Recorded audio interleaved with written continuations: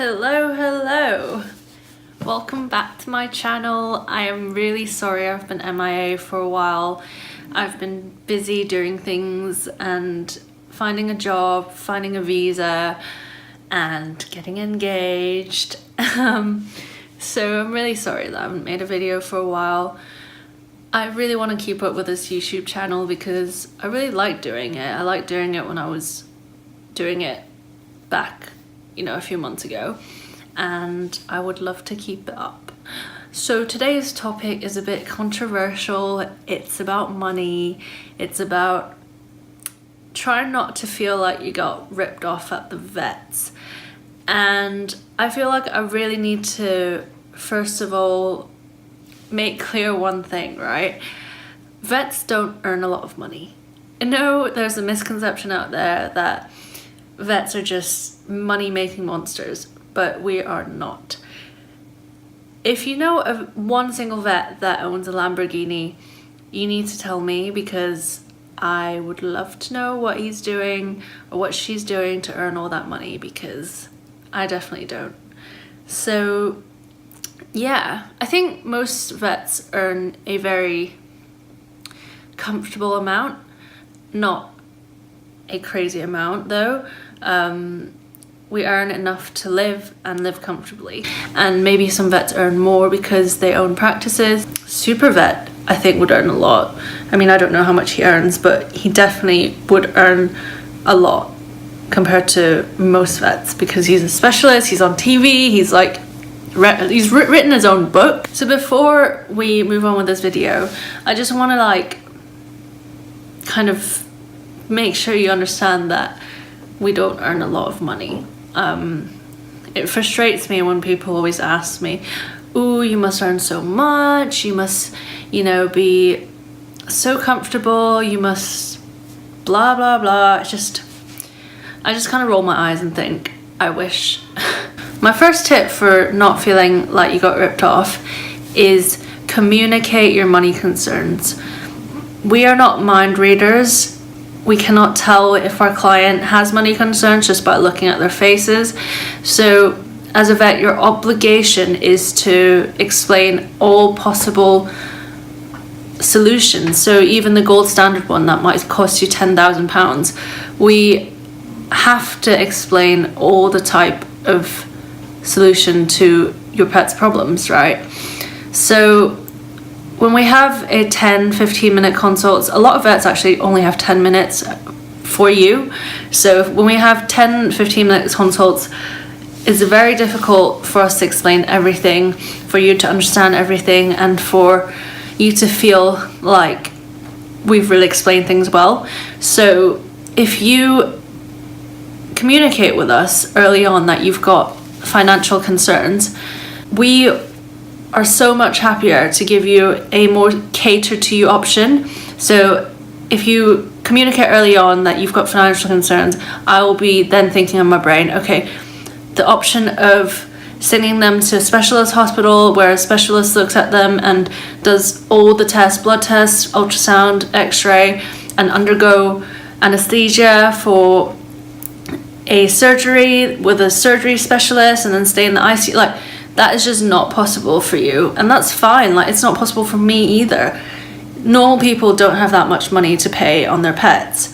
So as soon as you communicate that you have money concerns, then straight away we're like, okay, what can we do for this client? What can we cut out for them to make it less expensive for them but most effective for their pet? That will make that amount of time we have with you so much more valuable because we are actually planning and catering for you. So I know a lot of people are embarrassed to tell their vet that they've got money concerns because you think that vets will judge you. It's just not true. I mean, I can't speak for every single vet in the entire world, but I never judge my clients for having money concerns because I know that I would also have those money concerns. It's not, money is a universal thing. Most people are not millionaires. So yeah, completely understand. And also remember, vets don't earn that much, so we understand. And my second tip for not feeling like you got ripped off is to communicate with your vet that you don't understand. Just by telling us that you don't get what we're doing, you don't understand why we're spending your money, we can then explain to you why we think this money should be spent, or maybe you're right. You know, we don't have to spend that money. After explaining to you, we're like, oh, actually, you're right. We can spend that money somewhere else. Just by asking, you will feel better because you'll understand more, like, why is a vet doing this? Is she just wasting my money? And again, I can't speak for all vets, but if I'm doing something, there is a reason why I'm doing it. I'm not just trying to spend your money on nothing. And I think when I'm telling clients loads of information and they're just nodding their heads, I actually get worried because I'm like, do they understand why I'm spending their money? I don't want them to think that I'm spending their money for no reason. I prefer to have interactive clients that ask me questions and understand where I'm coming from. So don't be afraid to ask, because you'll feel better for knowing where that money is spent. And I'll feel better because I know that you know where the money is spent. My third tip is a cheat tip, because it's not really a tip, but it's to think of how much this would cost if you had to have all these things done. It's really difficult in England because nobody pays for their own healthcare, and that is why I think people are very surprised at the cost of vets, because they don't understand how much healthcare costs in general for humans. If you think of a vet practice, we use all the same equipment. We have the same syringes, the same sterile needles, the same sterile drapes, same sterile everything for your pet, just like a hospital would. So why would our price be half the price of humans, or even 70% the price of humans? You know, I went to school the same amount of time as my doctor counterpart, so why would my time be less expensive than a doctor? And we are less expensive because obviously we can't charge pets as much as we charge humans. But if you just think of how much it would cost on you, then you'd understand that we're not trying to rip you off, basically.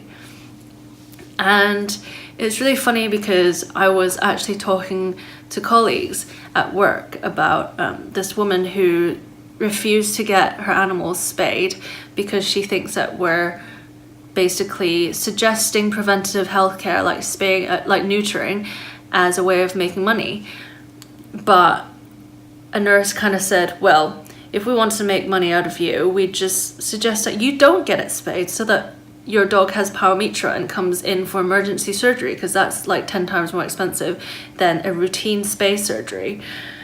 So we're not just here to make money. When I went to vet school, I really did want to help animals, and that's still all I want to do, is help animals. I am not here to just make money, and if I was, I wouldn't be in this career. I'd be a banker, or I'd be a financial advisor, or a lawyer, because frankly they make so much more money than us. So I think communication is key between a client and a vet, because when I understand what you want and what your budget is, and you understand why I'm using your money to do things, the interaction becomes so much easier. All the vets that I've worked with, I speak for my friends that I went to veterinary school with, all the vets I've worked for. I've not met a single nasty veterinary surgeon, because the only reason why we went into veterinary in the first place is because we love animals. And how can you not trust anyone that loves animals? But anyway, another thing that really frustrates me is when people come to me and say, well, you should save my cat because you love animals, so you should do it for free. And my reaction is, yeah, in an ideal world, I would do that for free. I would save all the animals for free and still have enough money to live comfortably, and that is just not possible. It's just not realistic. I mean, because we live in a capitalistic world, it's just not ideal, right? So if I start not charging you, then someone else hears about it, I have to start not charging them, and then it just snowballs into a big not charging business, and then it just crumble, right? Because we're not a charity. And I do love animals and I hate seeing them suffer, and this is why I became a vet in the first place.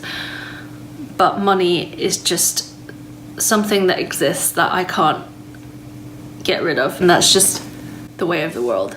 I hope you found this video useful, and I hope that you really believe me when I say that all we want to do is help and that we're not here to make your money. Until next time, don't forget to subscribe, and please give me a thumbs up if you enjoyed the video, and I will see you next time. Thank you.